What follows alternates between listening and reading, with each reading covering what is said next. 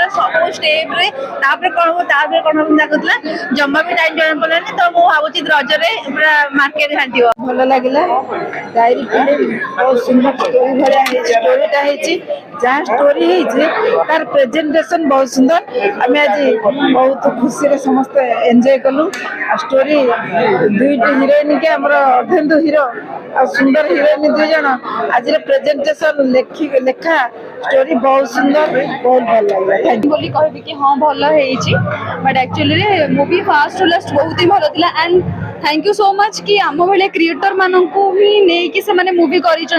से चांस मिली बड़ परदार सो आम मैंने भी थैंकफुल कि आम लाइन रू बाहर कि ऑन स्क्रीन एत बड़ परदार एत बड़ बड़ आर्टिस्ट मान सहित से काम कर एंड आ गोटे जिन कहि जब यही रजरे यही मुवी देखा आसुन ताले तुम रज खराब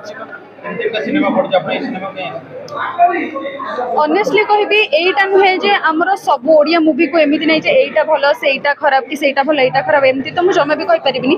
बाकी आज मते एठिके आसीबा में कुहा जाइथिला तो मैं एठिके आसीली एंड ऑनेस्टली मु जान नथि जे मुवीटा तो भल थिबो नले मु कोबी मुवी रे एमती बसेनी पूरा लास्ट टाइम पर्यंत एंड